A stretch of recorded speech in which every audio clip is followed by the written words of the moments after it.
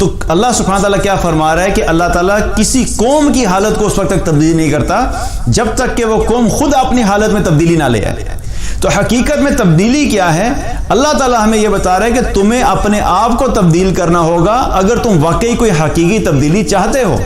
جمال الوجود بذكر الإله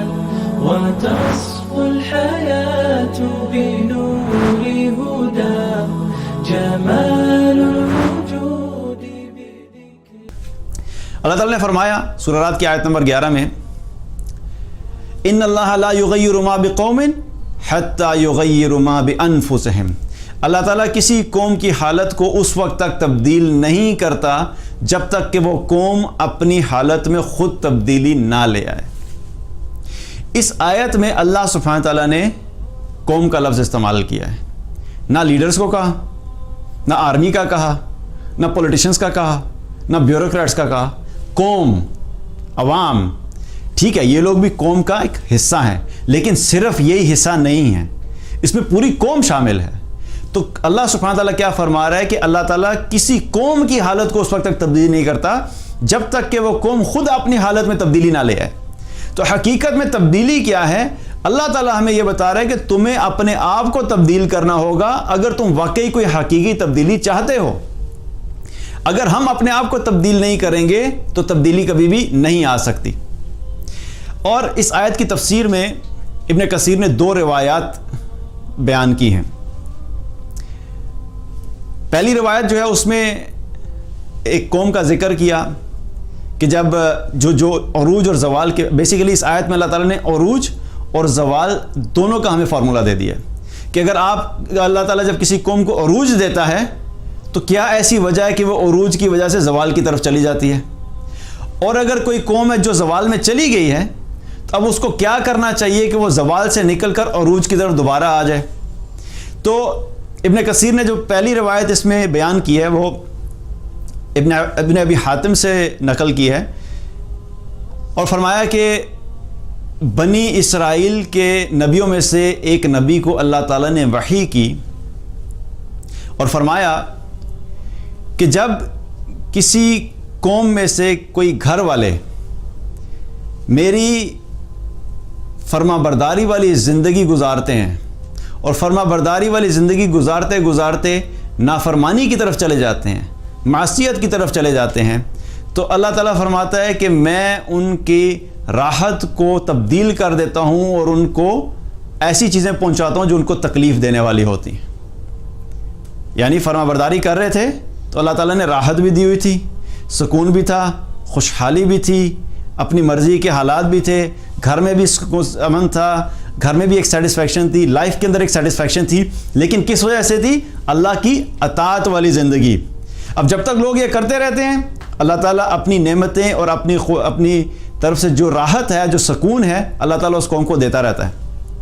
جو ہی وہ قوم اللہ کی نافرمانی کرنا شروع ہو جاتی ہے تو اس کی راحتیں، اس کے پاس جو بھی ایڈوانٹیجز ہوتے ہیں، اس کے پاس جو بھی وسائل ہوتے ہیں، جو بھی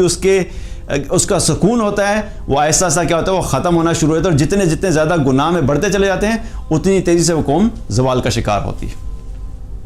اور پھر اگلی روایت ہے جو کہ سند کے اعتبار سے اتنی مضبوط نہیں ہے، لیکن چونکہ مضمون ٹھیک ہے تو انشاءاللہ اس کو بیان کرنے میں کوئی مسئلہ نہیں ہے۔ حضرت علی رضی اللہ عنہ سے مروی ہے کہ علی رضی اللہ عنہ فرماتے ہیں کہ مجھے نبی صلی اللہ علیہ وسلم نے فرمایا کہ اللہ تعالیٰ فرماتا ہے کہ مجھے میری عزت اور جلال کی قسم، جب کوئی قوم میری نافرمانی کر رہی ہوتی ہے اور میری نافرمانی کو چھوڑ کر میری فرما برداری کی طرف آ جاتی ہے تو میں اس پر سے دکھ اور عذاب کو ہٹا کر اس کو میں اپنی طرف سے راحت اور سکون عطا کرتا ہوں۔ اب کیا ہے کہ جو قوم زوال میں چلی گئی اس کا فارمولہ بھی بتا دیا کہ زوال میں پہنچنے کی وجہ کیا تھی کہ نافرمانی جب شروع کی تھی اس قوم نے، تو اس نافرمانی کی وجہ سے اللہ سبحانہ تعالیٰ نے اس کو زوال کا شکار کر دیا، اس کی تمام نعمتیں اس کے پاس سے چلے گئیں، امن ختم ہو گیا، سکون ختم ہو گیا، قتل و غارت شروع ہو گیا، لوگوں کی زندگیوں میں بے چینی آ گئی، دل کے اندر بے چینی آ گئی، خوف کا عالم آ گیا، معاشی تنگی آ گئی، جابز جو ہیں وہ کم ہو گئی، برکت ختم ہو گئی، رزق تنگ ہو گیا۔ ساری کیا ہیں؟ یہ اللہ کی طرف سے اس قوم کے اوپر پھر آزمائشیں آتی ہیں کہ جب اللہ کی نافرمانی کرتے ہیں تو یہ سب کچھ آتا ہے. اب جب یہ آ گیا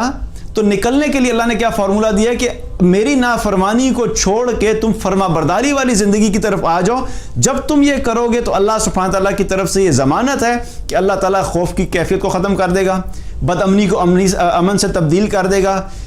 جو بے برکتی ہے اس کو برکت میں تبدیل کر دے گا,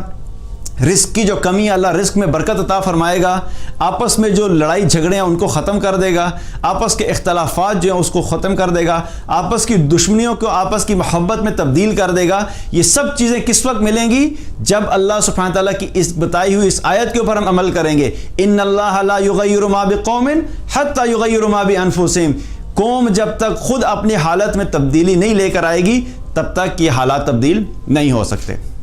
اب ہمارے پاس دو ہی راستے ہیں. یا تو ہم اپنی وہی ٹپیکل پرانی دقیانوسی سوچ جو کئی سالوں سے کئی نسلوں سے چلتی آ رہی ہے کہ مستقل دوسروں کے اوپر بلیم ڈالتے رہو, یار یہ فلاں غلط ہے فلاں غلط ہے فلاں غلط ہے, اور اپنی ذات کو بھول جائیں. اور اس طرح اگر ہم کرتے رہیں گے تو یقین جالیں جس طرح ابھی چل رہے ہیں حالات مزید خراب ہوں گے, کوئی تبدیلی نہیں آنے والی. جب تک ہم خود اپنے آپ کو چینج نہیں کریں گے چینج نہیں آنے والی. ایک راستہ تو یہی ہے کہ ہم اسی طرح ہی دوسرے کو بلیم ڈالتے رہیں. دوسرا راستہ کیا ہے کہ ہم اپنی ذمہ داری کو سمجھیں, ہم اپنے آپ کو بھی بلیم کریں کہ جب اللہ کی نافرمانی ہوتی ہے تو اس میں ہم بھی شامل ہوتے ہیں. ہم ایسا تو نہیں کہ ہم بالکل پاک صاف ہیں اور باقی سارے نافرمانی کر رہے ہیں. ہمیں اپنی ذات میں دیکھنا چاہیے کہ میں اللہ کی نافرمانی کدھر کر رہا ہوں. ہمیں اپنے گھروں میں دیکھنا چاہیے کہ ہمارے گھروں میں اللہ کی نافرمانی کدھر ہو رہی ہے. ہمیں اپنے سراؤنڈنگز میں دیکھنا چاہیے, اپنے سوشل سرکل میں دیکھنا چاہیے کہ کہاں پہ اللہ کی نافرمانی ہو رہی ہے, اور اس کے لیے محنت کریں کہ ہم اپنی ذات کو تبدیل کریں, نافرمانی کو چھوڑیں, فرما برداری کی طرف آئیں, خود بھی چینج ہو, گھر والوں کو بھی اس پہ لے کر آئیں, اپنے سوشل سرکل میں اس چیز کی محنت کریں, اور الٹیمیٹلی جب پوری امت اس چیز کے اوپر آ جائے گی تو اللہ سبحانہ تعالیٰ کی طرف سے حالات جو ہے وہ تبدیل ہونا شروع ہو جائیں گے.